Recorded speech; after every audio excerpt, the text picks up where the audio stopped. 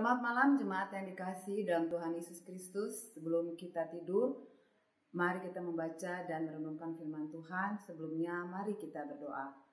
Ya Bapa dalam surga, terima kasih atas berkat dan penyertaan-Mu sampai pada malam hari ini.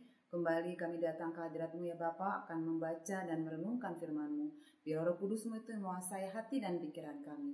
Dalam nama anak-Mu Tuhan Yesus Kristus, kami telah berdoa dan mengucap syukur. Amin. Firman Tuhan pada malam hari ini diambil dari Kolose 1 ayat 15 sampai dengan 23 dengan tema Utamakan Kristus dalam keluarga. Demikian firman Tuhan. Keutamaan Kristus. Ia adalah gambaran Allah yang tidak kelihatan, yang sulung, lebih utama dari segala yang diciptakan.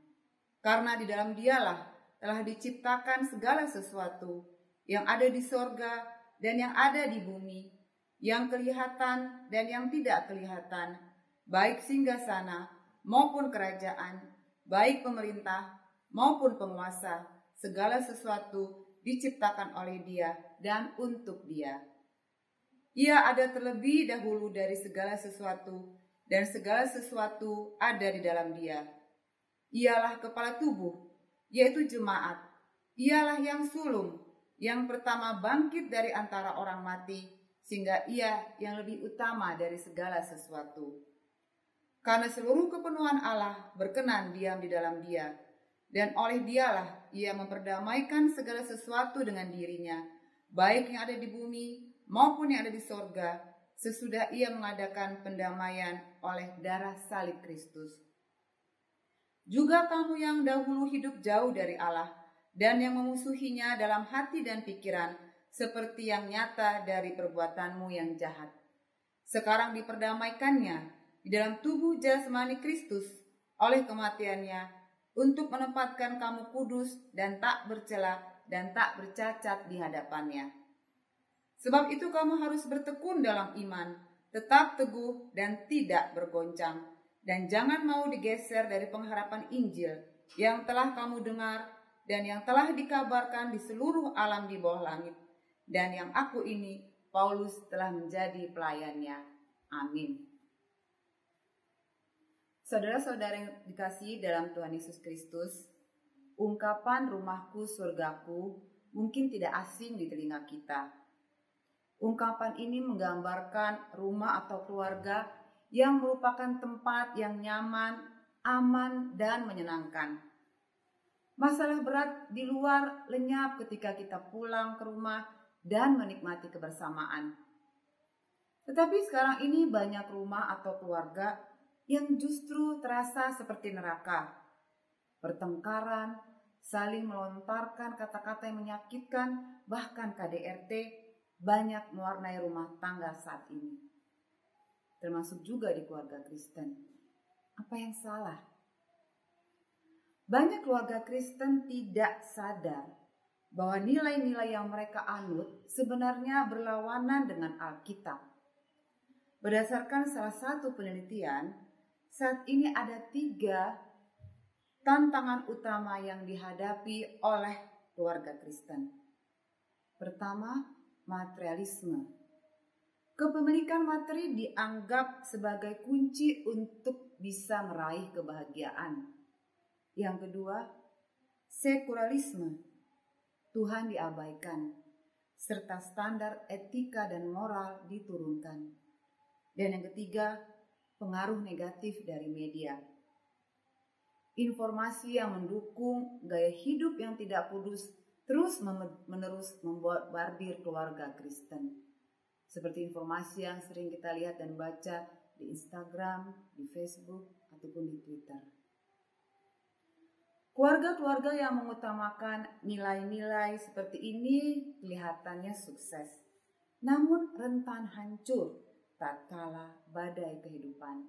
Bandingkan Matius 7 ayat 26 sampai 27 yang berkata, "Tetapi setiap orang yang mendengar perkataanku ini dan tidak melakukannya, ia sama dengan orang yang bodoh, yang mendirikan rumahnya di atas pasir. Kemudian turunlah hujan dan datanglah banjir. Lalu angin melanda rumah itu, sehingga rubuhlah rumah itu, dan hebatlah kerusakannya."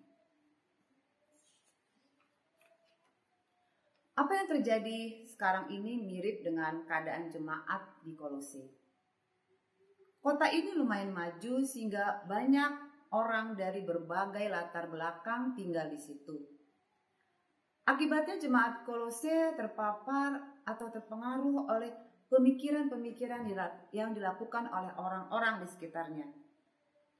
Mereka meninggikan penglihatan-penglihatan dan penyembahan pada malaikat, takluk pada roh-roh dunia, serta menjalankan gaya hidup yang mengutamakan kesenangan.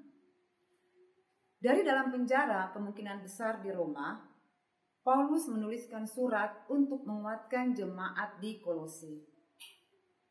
Paulus mengajarkan bahwa Kristus yang adalah Allah itu sendiri harus lebih utama dari segala sesuatu. Karena dia menciptakan sisi dunia. Dia menyatakan pribadi dan atribut Allah secara penuh. Dia memperdamaikan ciptaan dengan Allah. Banyak orang yang menganggap Kolose 1 ayat 15-20 ini sebagai pernyataan doktrin Kristologi yang paling kuat di seluruh Perjanjian Baru. Jemaat Kolose seharusnya mengutamakan Kristus.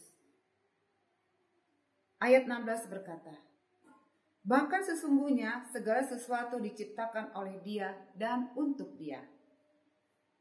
Jadi Kristus harus dijadikan sebagai prioritas dalam seluruh aspek kehidupan, termasuk juga di dalam keluarga.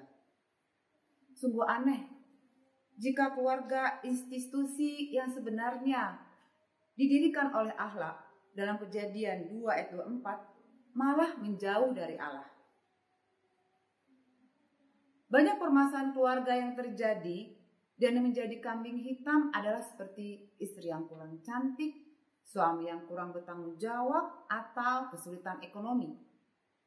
Padahal jika sebenarnya yang ditelusuri, yang menjadi permasalahan itu adalah karena anggota keluarga tidak menjadikan Kristus sebagai prioritas. Lalu bagaimana caranya untuk menjadikan Kristus sebagai prioritas dalam keluarga? Pertama, jadikan Kristus sebagai pemimpin dalam keluarga. Efesus 4 ayat 15. Tetapi dengan teguh berpegang pada kebenaran di dalam kasih, kita bertumbuh di dalam segala hal ke arah Dia, Kristus yang adalah kepala. Kita harus menjadikan Kristus sebagai kepala rumah tangga. Tuntunan Alkitab harus lebih tinggi dibandingkan ego, norma sosial, ataupun undang-undang perkawinan. Yang kedua, jadikan pengenalan akan Kristus dan keserupaan dengan Dia sebagai hasrat utama dalam keluarga. Filipi 3 ayat 10 berkata, yang kukehendaki ialah mengenal Dia dan kuasa kebangkitannya dan persekutuan dalam penderitaannya, di mana aku menjadi serupa dengan Dia dalam kematiannya. Saudara-saudaraku yang dikasihi Tuhan Yesus Kristus, kita boleh berusaha meningkatkan derajat, tetapi jangan sampai terlena dan malah menjauhkan anggota keluarga kita dari Kristus. Hanya dengan menjadikan Kristus sebagai prioritas, maka keluarga akan kokoh. Amin. Mari kita berdoa. Ya Bapa dalam surga, terima kasih atas firman yang telah kami baca dan kami renungkan. Biarlah firman itu menjadi kekuatan hidup kami. Kami dapat terus mengandalkan ajaran-ajaran-Mu ya Bapa, sehingga keluarga kami semakin kokoh. Kami terus berusaha untuk menyerupai Engkau ya Bapa. Sebentar kami akan tidur dan beristirahat, biarlah kami dapat tidur dengan nyenyak dan besok pagi kami bangun dengan kekuatan yang baru. Ampuni ya Bapa semua dosa-dosa dan kesalahan kami. Semuanya ini kami minta bernama anak-Mu, Tuhan Yesus Kristus, Tuhan dan Juru Selamat kami yang hidup. Amin. Selamat malam, selamat beristirahat. Tuhan Yesus memberkati.